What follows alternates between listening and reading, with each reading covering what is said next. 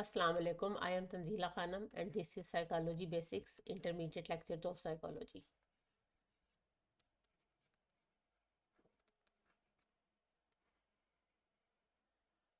Health psychology के सिलसिले में आज हम शुरू करेंगे एंजाइटी डिसऑर्डर्स। हमारे चैप्टर का ये वो वाला पार्ट है जिसमें हमने अब डिफरेंट किस्म के डिसऑर्डर जो हमारे डीएसएम में मेंशन्ड हैं उनको हमने स्टडी करना है। अच्छा, ये आपको एक बात बताती चलूँ कि चूँकि मैं खुद एक क्लिनिकल साइकोलॉजिस्ट हूँ, तो आपकी बुक में से सबसे जो फेवरेट पार्ट है मेरा वो ये वाला डिसऑर्डर से रिलेटेड है। लेकिन एक चीज़ जो मुझे थोड़ा परेशान भी करती है और मुझे थोड़ी सी उस पर परेशानी सी भी होती है कि ये जो डीएसएम है जिसमें हम एंजाइटी डिसऑर्डर्स या डिफरेंट किस्म के जो हमारे जितने भी मेंटल डिसऑर्डर्स हैं उनका मैनुअल है जिसमें सारे ये डिस्कस किए गए हैं, जो कि एपीए ने, अमेरिकन साइकोलॉजिकल एसोसिएशन ने, या अमेरिकन साइकेट्रिक एसोसिएशन, दो एसोसिएशंस हैं, उन्होंने ये जो है वो तरतीब दिया था अब बीमारियों के मेंटल डिसऑर्डर्स के हवाले से। तो मुझे जो चीज़ इस वक्त उलझन में डालती है वो ये है कि इसकी डिफरेंट जो रिविजन्स हैं ना वो आज तक सामने आ चुकी हैं जब से ये पब्लिश हुआ है। तो आजकल जो इसकी करंट एडिशन है ना वो है DSM-5 TR। लेकिन आपका जो सिलेबस है उसमें जो चीज़ें ज़ाहिर है वो अभी तक रिवाइज नहीं हुआ, तो उसमें हम जो चीज़ें पढ़ेंगे वो DSM-4 के अकॉर्डिंग होगी, यानी उसका 4th एडिशन विद रोमन 4। तो ये जो है ना,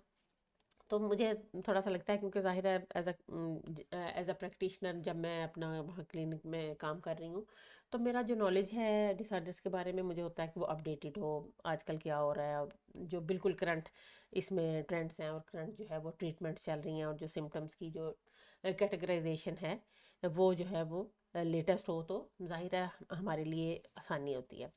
लेकिन यहाँ पे चूँकि हमारी एक लिमिटेशन है कि आपकी जो सिलेबस की रिक्वायरमेंट है वो DSM-4 के अकॉर्डिंग है, तो इसलिए हम यहाँ पे जो पढ़ेंगे वो हम DSM-4 के अकॉर्डिंग इसके सिम्टम्स और इसकी सारी चीज़ें पढ़ेंगे। लेकिन एक चीज़ जो जिस पे मुझे खुशी भी होती है कि ये भी हमारी एक मेंटल हेल्थ का एक पार्ट है कि हमने किस तरह से अपने जो चेंजिंग डिमांड्स हैं या रिक्वायरमेंट्स हैं हमारे एनवायरनमेंट की, उसके अकॉर्डिंगली हमने अपने आप को एडजस्ट करना है। सो हम अब अपना DSM-5 TR को हम भूल जाएंगे इस वक्त और हम अपने DSM-4 के अकॉर्डिंग अपने डिसऑर्डर जो है उनको स्टडी करेंगे। तो सबसे पहला जो हमारा ग्रुप है आपके सिलेबस में वो एंजाइटी डिसऑर्डर्स का है, और उसके अंडर हम डिफरेंट किस्म की जो चीज़ें हैं पढ़ेंगे। अब आजकल इसमें से कुछ डिसऑर्डर जो इसमें इंक्लूडेड हैं वो उनका एक अलग से ग्रुप बन गया हुआ है, जैसे ऑब्सेसिव कंपल्सिव डिसऑर्डर है, वो अब एंजाइटी डिसऑर्डर के क्लस्टर में शामिल नहीं होता। नो डाउट कि एंजाइटी उसका एक बहुत इंपॉर्टेंट पार्ट है, लेकिन जब हम मैनुअल की बात करते हैं और इसकी कैटेगराइजेशन की बात करते हैं तो उसका एक अलग से क्लस्टर बन चुका है। लेकिन बहरहाल हम अपना जो है कंटिन्यू करते हैं आपके सिलेबस के हिसाब से। अच्छा, अब सबसे पहले हम इससे पहले कि हम एंजाइटी डिसऑर्डर्स को पढ़ना शुरू करें, हम ये देखेंगे कि एक मेंटल डिसऑर्डर जो है वो होता क्या है। अब मेंटल डिसऑर्डर जो है वो आप ये समझें कि कोई भी ऐसी चीज़ नहीं है कि कोई दुनिया के बाहर से, कोई कायनात के बाहर से कोई चीज़ आई है और आके आपके जहन के अंदर घुस गई है और उसको आप कहेंगे कि ये मेंटल डिसऑर्डर है। बेसिकली जो मेंटल डिसऑर्डर है वो हमारे अंदर मौजूद जो कंडीशन है वही हमारे मेंटल डिसऑर्डर को या हमारी मेंटल हेल्थ को डिटरमिन करती है। ये चीज़ हमारे अंदर मौजूद है।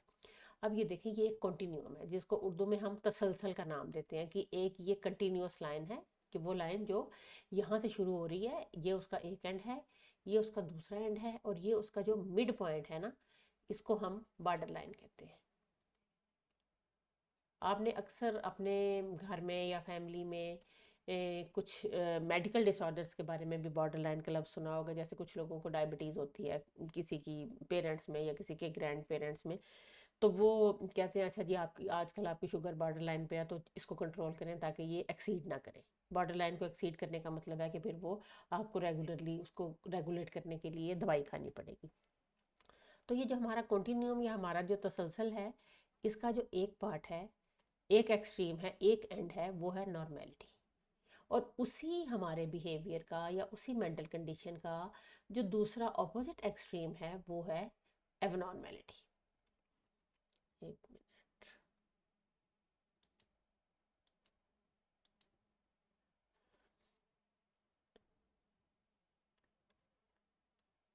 यानी एबनॉर्मेलिटी जो है वो कहीं बाहर से नहीं आई, यही बिहेवियर जब यहाँ से चलते चलते ये नॉर्मल था, एक नॉर्मल रेंज में था, यहाँ पे आया बॉर्डर लाइन पे, और जब इससे भी एक्सीड कर गया तो यहाँ दूसरे एंड तक पहुँचते पहुँचते ये एक डिसऑर्डर की शेप इख्तियार कर गया। अब इसको किस तरह से हम देखते हैं, इसमें नॉर्मेलिटी से एबनॉर्मेलिटी तक जाने के लिए या इन चीज़ों को एक दूसरे से डिफ्रेंशिएट करने के लिए तीन चीज़ें जो है वो बहुत ज़्यादा इम्पोर्टेंट है। फ्रीक्वेंसी, कि जो कंडीशन यहाँ पे नॉर्मल है और यहाँ पे एबनॉर्मल है उसकी फ्रीक्वेंसी कितनी है। मिसाल के तौर पे एक इंसान जो है उसको किसी भी एक ऐसी बात पे गुस्सा आ जाता है जो कि एक बिल्कुल हमें लगता है कि जैसे उसको किसी ने मारा है, उसको किसी ने हर्ट किया तो उसको गुस्सा आया, तो ये एक नॉर्मल बिहेवियर है। लेकिन अगर किसी ने उसको हल्का सा स्कोल्ड किया है, हल्का सा डांटा है, और उसके उसके ऊपर उसकी वो बिहेवियर इतना एक्सट्रीम चला गया है कि वो उसने उठा उठा के चीज़ें फेंकनी शुरू कर दी हैं, उसने गालियाँ निकालनी शुरू कर दी हैं, उसने दूसरों को मारना शुरू कर दिया है, तोड़ फोड़ शुरू कर दिया है, तो क्या है कि उसकी जो है वो इस चीज़ को हम इंटेंसिटी कहते हैं, शिद्दत वो ज़्यादा हो गई है। तो इसका मतलब है कि वो बिहेवियर नॉर्मल से निकल के अब नॉर्मल में चला गया। फ्रीक्वेंसी में हम ये देखते हैं कि अगर एक इंसान गुस्सा कर रहा है और किसी एक ऐसी बात पे कर रहा है जो कि जेन्युइन बात है, जैसे मैंने पहले आपको बताया कि उसके किसी ने इंसल्ट किया है, अच्छा दिन में एक बार किया, हफ्ते में एक बार किया, महीने में एक बार किया, नॉर्मल है कि उसके साथ ये बात। लेकिन एक इंसान अगर डेली बेसिस पे हर वक्त गुस्सा कर रहा है, चीज़ें तोड़ रहा है, फेंक रहा है, बार बार गालियाँ निकाल रहा है, बार बार जो है वो दूसरों को हर्ट कर रहा है, दूसरों को टीज़ कर रहा है, यानी फ्रीक्वेंसी बहुत ज़्यादा हो गई है, वो चीज़ वो बिहेवियर बार बार अकर कर रहा है, तो ये भी एक जो है वो इसका डिटर्मिनेंट है कि आप उसको नॉर्मल कहेंगे या एबनॉर्मल कहेंगे। तीसरी चीज़ है ड्यूरेशन, कि कोई भी जो बिहेवियर है वो कितनी देर तक अकर कर रहा है। एक मिसाल के तौर पे अगर हम इसी अपनी मिसाल को लेके आगे चलेंगे, आपको किसी ने डांटा है और आपने बस उसको थोड़ा सा हल्का फुल्का गुस्सा किया, थोड़ा सा आप नाराज़ हुए, आपकी फ्रेंड है उससे आप नाराज़ हुए हैं, 3-4 मिनट बाद 5 मिनट बाद आपने जो है वो अपनी नाराज़गी ख़त्म की है, आप आपस में बैठ के बातें कर रहे हैं, ये एक नॉर्मल बिहेवियर है। लेकिन आपको अगर किसी ने बहुत हल्का सा ये कह दिया कि आज तो तुम्हारे बाल जो है वो उनका स्टाइल अच्छा नहीं लग रहा, आपको उस पर गुस्सा आया, आपने माइंड किया और पूरा हफ्ता 2 हफ्ते उसकी जो है ना वो आपके साथ नाराज़गी चल रही है, महीना हो गया नाराज़गी इतनी छोटी सी बात पे चल रही है, तो ये जो ड्यूरेशन है ना ये प्रोलॉन्ग हो गई है, तो ये फिर जाके अब इसकी एबनॉर्मल लिमिट्स में दाखिल हो गई है। तो इस तरह से किसी भी बिहेवियर के वो कितनी दफ़ा अगर कर रहा है, उसकी फ्रीक्वेंसी क्या है, कितनी शिद्दत से अगर कर रहा है और कितनी देर के लिए अगर कर रहा है, ये तीन चीज़ें जो हैं ये डिटरमिन करती हैं, ये these threes are determinants of normality and abnormality, कि ये डिटरमिन कर रही हैं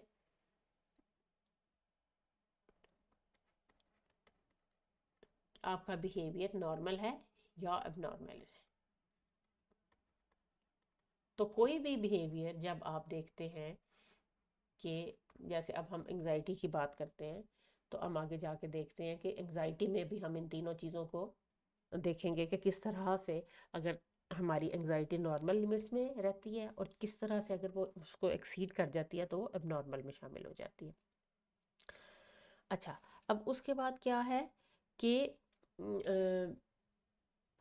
हम अब ये देखते हैं कि एंग्जाइटी का मतलब क्या है। एंग्जाइटी मीन्स फियर, फियर है, और इसको अगर हम कर देंगे इंटेंस फियर तो ये हमारे डिसऑर्डर में चला जाएगा। फियर तो हर इंसान के अंदर होता है। वरी है,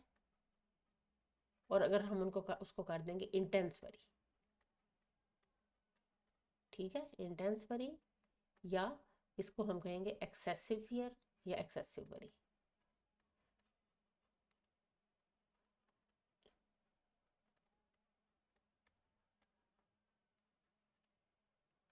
एंजाइटी एक ऐसी सिचुएशन है कि जिसमें एक इंसान अपने फ्यूचर के बारे में, अपने अपकमिंग जो इवेंट्स हैं उसके बारे में बहुत ज़्यादा परेशान होता है। उसको ऐसे लगता है कि कोई अनएक्सपेक्टेड हैपनिंग जो है ना वो फ्यूचर में होने वाली है।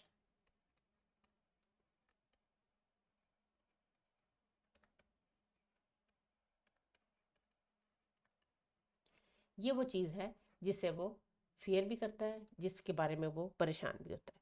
उसके साथ साथ उसको ये लगता है कि उसकी ज़िंदगी में कोई ऐसी चीज़ जो है वो आने वाली है जिसका वो सामना नहीं कर पाता या कर पाएगा, या जिसको वो डील नहीं कर पाएगा, यानी उसके पास इतने रिसोर्सेज नहीं है कि उसको ये फियर है कि उसके पास जो रिसोर्सेज हैं वो सफिशेंट नहीं है। तो इनसफिशेंट रिसोर्सेज की वजह से उसको ज़्यादा फियर और ज़्यादा परेशानी होती है। यानी जो सिचुएशन है, रिसोर्सेज का मतलब है कि उनको वो हैंडल नहीं कर पाएगा, उनको अच्छे तरीके से डील नहीं कर पाएगा, और जो है वो ये चीज़ उसको परेशान करती रहती है। अब अगर हम ये देखें, नॉर्मल एंग्जाइटी या नॉर्मल फियर जो है वो हमारी एक नॉर्मल लाइफ गुजारने के लिए बहुत ज़्यादा ज़रूरी है, क्योंकि उसके बगैर आपकी ज़िंदगी उस तरह से चल नहीं सकती। अब आप अगर ये देखते हैं कि एक स्टूडेंट है और वो ये देखता है कि भाई उसके एग्ज़ाम आने वाले हैं अगले महीने या 2 महीने बाद, उसके एग्ज़ाम्स हैं, और उसके लिए वो थोड़ा सा परेशान है कि हाँ भाई मैंने अच्छा मेरे ये वाले सब्जेक्ट में ये वाला जो मेरा चैप्टर है ये वीक है, ये वाला जो टॉपिक है ये मैंने कवर करना है। तो एग्ज़ाम्स की जो प्रेपरेशन है उसके लिए अगर वो वरी है, तो ये वरी उसको हो रही है, तो ये एक क्या है, एक नॉर्मल और नेचुरल सी चीज़ है, ये होनी भी चाहिए। क्योंकि अगर उसको कोई वो बॉदर ही नहीं करेगा कि भाई पेपर आ रहे हैं, अभी आ रहे हैं तो आ जाए, तो क्या होगा कि वो तैयारी नहीं कर पाएगा, और जब तैयारी नहीं कर पाएगा तो फेल होने के चांसेस बहुत ज़्यादा हो जाएंगे। फिर बिल्कुल इसी तरह अगर एक एक फादर है और उसको बहुत ज़्यादा कंसर्न है अपने बच्चों की फ्यूचर के लिए,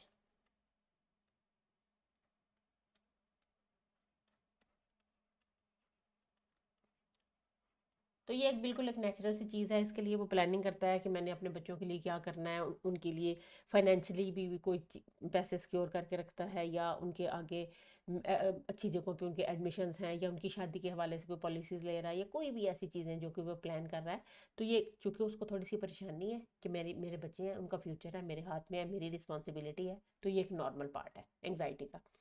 लेकिन अगर ये एंग्जाइटी इतनी ज़्यादा हो जाए, वो हर वक्त बैठ के यही सोचता रहे कि हाय मेरा बच्चा कैसे पढ़ेगा,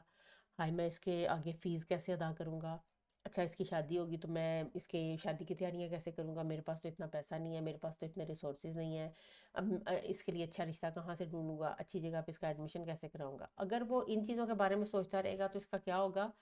कि वो उसकी जो नॉर्मल प्लानिंग है वो नहीं कर पाएगा, क्योंकि एंजाइटी जो है उसको इतना ज़्यादा ऑक्यूपाई कर लेगी कि फिर जो मेजर्स उसने लेने हैं, जो काम उसने करने हैं अपने बच्चों के फ्यूचर प्लान के लिए, वो नहीं कर पाएगा। वो ओवरवेलम हो जाएगा, एंजाइटी उस पर काबू पा लेगी, उसको जकड़ लेगी। बिल्कुल इसी तरह अब अगर हम स्टूडेंट लाइफ की बात करेंगे, ये चीज़ तो आपने अक्सर एक्सपीरियंस की होगी कि अगर एग्ज़ाम की टेंशन कुछ बच्चे इतनी ज़्यादा ले लेते हैं कि फिर वो सिर्फ टेंशन ही लेते हैं, पढ़ते नहीं हैं। क्योंकि जब आप इतनी ज़्यादा एंग्जाइटी फील करेंगे और इतने ज़्यादा परेशान होंगे और इतने ज़्यादा खौफजदा हो जाएंगे कि हमारे एग्ज़ाम आ रहे हैं और हमारी तैयारी नहीं है, तो आपका जो जहन है वो इतना ज़्यादा ऑक्यूपाइड हो जाएगा कि फिर आप वो नॉर्मल फंक्शनिंग करने के काबिल नहीं रहेगा। तो जो एंग्जाइटी है वो इस तरह से जब ऑक्यूपाई कर लेती है, इंसान ओवरवेलम हो जाता है, तो वहाँ पे फिर जो जी इसका नाम बनता है वो एंग्जाइटी डिसऑर्डर। क्योंकि ये बॉर्डर लाइन क्रॉस करके, हमारे कंटिन्यूम के बॉर्डर लाइन को क्रॉस करके नॉर्मेलिटी से एक्सीड कर जाती है, और उसके बाद ये एंग्जाइटी डिसऑर्डर की फॉर्म में हमारे सामने आती है। वही चीज़ जो नॉर्मल थी और हमारी लाइफ के लिए एक मोटिवेटिंग एलिमेंट थी, वही चीज़ जब एक्सीड कर गई और उसने हमारी फंक्शनिंग को इफ़ेक्ट करना शुरू कर दिया। ये भी एक बहुत इंपॉर्टेंट पार्ट होता है कि आपकी जो फंक्शनिंग है, अगर किसी कंडीशन के साथ, किसी मेंटल कंडीशन के साथ आपकी फंक्शनिंग इफ़ेक्ट हो रही है, तो वो एक डिसऑर्डर में शामिल हो जाता है। तो इस तरह से एंग्जाइटी डिसऑर्डर को हम ये देखते हैं कि किस तरह से जो एंग्जाइटी है वो एक डिसऑर्डर बनी है। अच्छा, हम ये देखते हैं, आजकल हम ये देखते हैं कि जो एंग्जाइटी है ना वो एक बहुत ज़्यादा समझ लें कि लाजमी हिस्सा है हमारी लाइफ का। और जिस तरह से हमें कॉमन कोल्ड और फ्लू नहीं होता, खांसी ज़ुकाम, आजकल तो एंग्जाइटी जो है वो इस तरह से हमारी सोसाइटी में पाई जाती है कि किसी को भी पूछें तो कहता है अच्छा जी मुझे तो फ़लाँ चीज़ की बड़ी एंग्जाइटी हो रही है, मुझे पेपर की बड़ी एंग्जाइटी हो रही है, मैंने तो फंक्शन में जाना है मुझे उसकी बड़ी एंग्जाइटी हो रही है। किसी भी चीज़ की जो है ना वो एंग्जाइटी जो है, अब जैसे कल एक पेशेंट आया मेरे पास, तो वो कहता है कि मेरे हमारे किसी करीबी अजीज़ का एक्सीडेंट हो गया था, तो उसने उन्होंने मुझे कहा कि तुमने ब्लड देना है। तो कहता है मैं सारी रात में सो ही नहीं सका, मुझे इतनी एंग्जाइटी हुई, और उसके बाद मेरी तबीयत इतनी ज़्यादा ख़राब हो गई कि फिर उसको मेरे पास आना पड़ा चेक करवाने के लिए, क्योंकि वो ऑलरेडी जो है ना एंग्जाइटी को मैनेज कर रहा है और बड़े अच्छे तरीके से मैनेज कर रहा है। लेकिन ये एक नया ट्रिगर आया कि मैंने ब्लड देना जाके, उस पर वो सोचता रहा, परेशान रहा, और सारी रात उसकी हालत इतनी ख़राब हुई कि अगले दिन फिर वो मेरे पास क्लिनिक में आया। तो ये है कि आजकल हर इंसान की ज़िंदगी में जो है वो एंग्जाइटी जो है वो मौजूद होती है। अगर हम इसको डिफ़ाइन करें तो इसकी डेफिनेशन ये है कि anxiety is defined as apprehension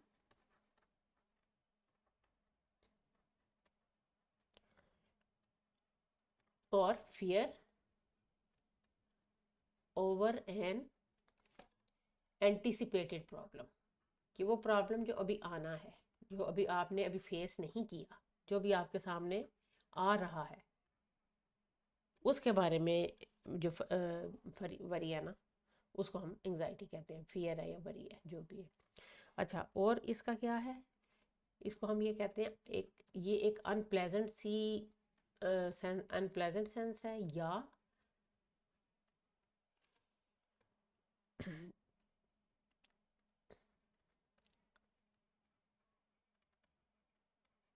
और उसके साथ साथ रेस्टलेसनेस, ये भी एक इसका बहुत इंपॉर्टेंट पार्ट है कि इंडिविजुअल जो है वो फिर अपने आप को बिल्कुल बेआरामी और बेसुकूनी की कैफियत में फील करता है। अच्छा, इसके अलावा इसमें एक और बहुत इंपॉर्टेंट चीज़ है कि ये एक डिसऑर्डर तो है ही है, लेकिन इसके साथ साथ ये एक सिम्टम के तौर पे दूसरी जो हमारी मेंटल हेल्थ डिसऑर्डर्स हैं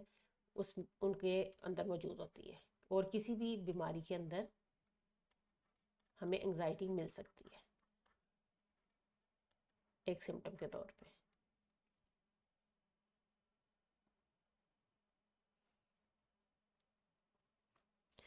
अच्छा, एक बहुत इंपॉर्टेंट चीज़ जो हम एंग्जाइटी के हवाले से देखते हैं, एंग्जाइटी डिसऑर्डर के हवाले से, एंग्जाइटी डिसऑर्डर का एक बहुत इंपॉर्टेंट पार्ट है फियर, और एक बहुत इंपॉर्टेंट पार्ट है अवॉइडेंस बिहेवियर। यहाँ पे एंग्जाइटी डिसऑर्डर के अंदर इंसान जो है वो अवॉइड करता है उन चीज़ों को जिससे उसको एंग्जाइटी होती है, जिससे वो फियर फील करता है, उन सिचुएशंस को, उन ऑब्जेक्ट्स को, उन पर्सन्स को, और उन इवेंट्स को, जो कि उसके लिए उसको लगता है दैट में कॉज वरी और फियर।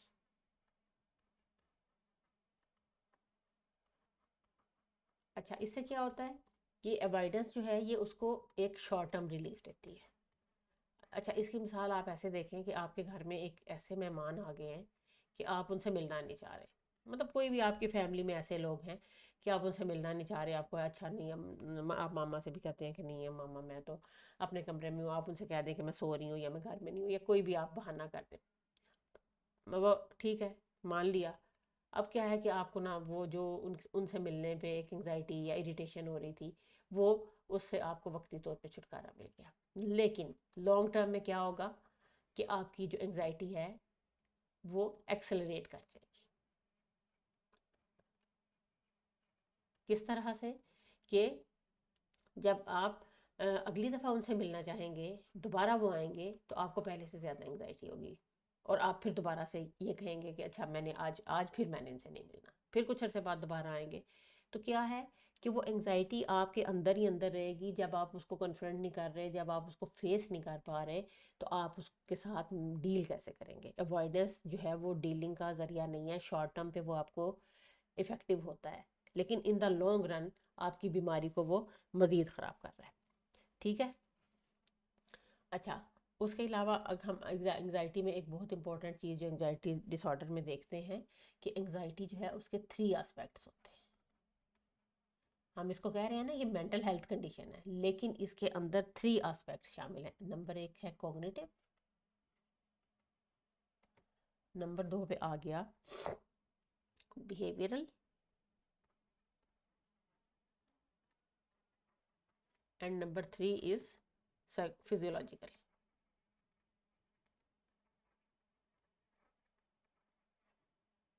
अच्छा, कॉग्निशन में है कि आपका जो आपको एक अवेयरनेस है कि हाँ एक बरी है आपको। कॉग्निशन से मुराद है ना अंडरस्टैंड करना, जानना, ठीक है। ये वरी है, फियर है, जो एक्सेसिव है, यहाँ पे एक्सेसिव का वर्ड आपने साथ ज़रूर यूज़ करना है। तो ये आपका इसका कॉग्निटिव पार्ट है। बिहेवियरल ये है कि जो आपकी that is shown by your behaviour,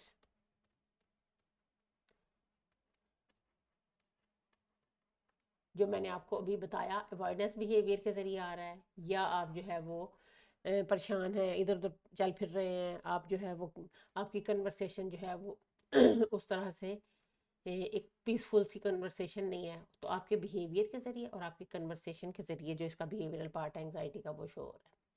अच्छा, फिजियोलॉजिकल जो है ना, ये वो पार्ट है कि इसकी बेस पे फिर जब ये वाले सिम्टम्स सामने आने शुरू होते हैं तो फिर जो लोग हैं उनको घबराहट होती है और फिर वो इलाज करवाने के लिए डॉक्टर के पास आते हैं। और अक्सर क्योंकि ये फिजियोलॉजिकल से मुराद है आपके बॉडीली सिम्टम्स, ये आपकी बॉडी के अंदर आ रहे होते हैं, तो अक्सर इनको मिस इंटरप्रेट किया जाता है मेडिकल डिजीज़ के साथ। बहुत से लोगों को लगता है हमारा जो है वो बीपी हाई हो रहा है, कुछ लोगों को लगता है कि हमारा जो है वो दिल बंद हो रहा है, मेरे को दिल का प्रॉब्लम हो रहा है। तो ये वो सारी फिजिकल चेंजेस हैं, बॉडीली सिम्टम्स हैं, फिजिकल चेंजेस हैं जो कि एंजाइटी के नतीजे में इंसान के अंदर पैदा हो रही होती हैं। ठीक है, अब इसमें जो है वो मसल टेंशन आ सकती है, तो कुछ थोड़े से हम अगर देखें तो मसल टेंशन है, इसके साथ साथ इंसान फटीग महसूस करता है बहुत ज़्यादा। ऊपर मैंने आपको बताया रेस्टलेसनेस इसके अंदर हमें देखने में मिलती है कि इंसान बिल्कुल बेआराम होता है। अच्छा, उसके साथ ना इसमें चिड़चिड़ापन बहुत ज़्यादा आ जाता है इंसान के अंदर। ठीक है, चिड़चिड़ापन जो है वो जैसे इरिटेबिलिटी उसको हम कहेंगे, कि चू चू करना हर बात पे, आगे से माँ ने बुलाया, किसी ने बुलाया तो बहुत बुरे तरीके से जवाब देना। फिर उसके बाद मेमोरी इश्यूज, कि आपको चीज़ें, अभी मैंने आपको बताया ना कि एक एक स्टूडेंट जो है अगर वो अपनी पढ़ाई को अपने सर पे बहुत ज़्यादा एग्जाम्स को सवार कर लेगा तो उसके मेमोरी इश्यूज हो जाएंगे और वो जो है वो उस तरह से पेपर की तैयारी नहीं कर सकेगा जैसे वो एंग्जाइटी और टेंशन फ्री होकर कर सकता है। अच्छा, कंसंट्रेशन प्रॉब्लम्स होते हैं। ठीक है, कि किसी भी चीज़ के ऊपर इंडिविजुअल जब वो एंग्जाइटी से ऑक्यूपाइड हो जाता है तो वो फिर कंसंट्रेट नहीं कर पाता। जो स्लीप है उसके अंदर जो है वो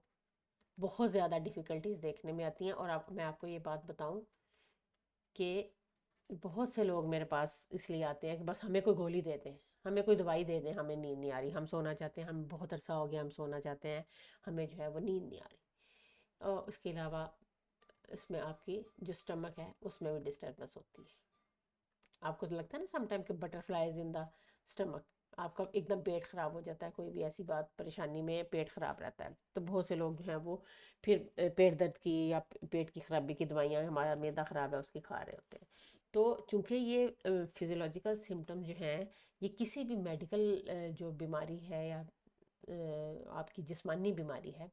उससे बहुत ज़्यादा रिजेंबल करते हैं, तो इसलिए इनको कंफ्यूज कर दिया जाता है दूसरे सिम्टम्स के पास। तो फिर ऐसा होता है कि फिर जब ये जनरल फिजिशियन के पास जाते हैं तो वहाँ से फिर इनको रेफ़र किया जाता है कि आपको ये प्रॉब्लम है। अच्छा, मैंने आपको एक पिछले उसमें भी बताया था किसी वीडियो में कि उस दिन मेरे पास एक क्लाइंट आई थी, स्किन वाले डॉक्टर ने उसको मेरे पास भेजा था। तो जो स्किन है ना उसके ऊपर भी आपको कभी रैशेस फील होते हैं, कभी टिंगलिंग सेंसेशन होती है, आपको लगता है कि आपको खारिश हो रही है, कभी आपको लगता है आपकी सुइयाँ चुभ रही हैं, कभी आपको लगता है कि वो चींटियाँ चल रही हैं। फिर उसके बाद आपकी जो नमनेस है ना फिजिकल, आपका कभी हाथ सो जाएगा, कभी पाँव सो जाएगा, कभी बाजू सो जाएगा, तो वो चीज़ भी जो है वो एंग्जाइटी के अंदर देखने में आती है। अब ये है कि अगर इस एंग्जाइटी को, ये जो तीन एस्पेक्ट मैंने आपको बताए ये वाले कि एक इसका कॉग्निटिव है, एक बिहेवियरल है, एक फिजियोलॉजिकल है, ये तीन एस्पेक्ट जो हैं ये तीनों मिल मिला के जो है एंग्जाइटी की का डायग्नोसिस किया जाता है। अब अगर तो इसका ट्रीटमेंट जो है वो प्रॉपरली कर लिया जाए तो क्या होता है कि जो वक्त इंसान जो है अपनी नॉर्मल फंक्शनिंग में वापस आ सकता है। लेकिन अगर इसको अनट्रीटेड छोड़ दिया जाए और आप जैसे लोगों को पता नहीं है, वो बस अपने मैदे का इलाज कराते जा रहे हैं, वो अपनी नींद के लिए गोलियां खाते जा रहे हैं कि नींद किसी तरह सही हो जाए, या फटीग है जिसम में, थकावट है मसल्स के अंदर, तो बस वो पेन किलर्स खाते जा रहे हैं। तो जो असल रूट कॉज है इस बीमारी का, यानी जो हमारी एंग्जाइटी है, जब तक वो ठीक नहीं होगी तो ये चीज़ें ठीक नहीं होंगी, चाहे जितनी मर्जी आप दवाइयाँ खा लें। तो रूट कॉज तक पहुँचना जो है वो आपकी बहुत ज़्यादा ज़रूरी है, ताकि आप बच सकें, अपनी फंक्शनिंग जो है आपकी नॉर्मल हो सके। आपकी जो फंक्शनिंग है, मैंने आपको पहले भी बताया कि फंक्शनिंग जो है वो आपकी इस चीज़ को डिटरमिन करती है कि एक इंसान नॉर्मल है या एबनॉर्मल है। अगर एक इंसान अपनी फैमिली लाइफ में नॉर्मली चल रहा है, एक उसकी जो सोशल लाइफ है उसमें लोगों से सही तरीके से मिल रहा है, एक उसकी जो ऑक्यूपेशनल लाइफ है उसमें वो अपना कोलीग्स के साथ उसका बिहेवियर बिल्कुल ठीक है, अपनी जो उसको असाइनमेंट्स दी जा रही हैं या जो भी उसकी प्रोफेशनल ड्यूटीज़ हैं उनको वो फुलफ़िल कर रहा है, तो इसका मतलब है कि वो एक नॉर्मल इंसान है। लेकिन जब एंग्जाइटी की ये सारी सिम्टम्स आती हैं तो फिर उसकी ना सिर्फ फैमिली लाइफ इफ़ेक्ट होती है बल्कि सोशल लाइफ भी इफ़ेक्ट होती है और उसके साथ साथ प्रोफेशनल लाइफ भी इफ़ेक्ट होती है। तो इसलिए इनका इसका जो है ना प्रॉपर एक ट्रीटमेंट बहुत ज़्यादा ज़रूरी है। अब अगली वीडियोस में ये एंग्जाइटी डिसऑर्डर का मैंने आपको पूरा एक ओवरव्यू दे दिया। अब हम ये देखेंगे कि हमारे सिलेबस में जो से एंग्जाइटी डिसऑर्डर शामिल हैं जिनको हम स्टडी करेंगे नेक्स्ट वीडियोस में अपनी वन बाय वन। वो उसमें सबसे पहले है पैनिक डिसऑर्डर। अगली वीडियो में हम सबसे पहले इसको स्टडी करेंगे। नंबर 2 पे आ जाता है फोबिक डिसऑर्डर्स। ये सारे डिसऑर्डर जो हैं आपके एंग्जाइटी डिसऑर्डर की हेडिंग के अंदर आपके सिलेबस में आपकी बुक में शामिल है। तीसरा आ जाता है जनरलाइज्ड एंग्जाइटी डिसऑर्डर।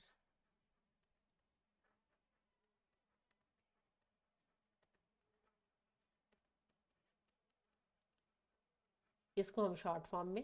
GAD भी कहते हैं।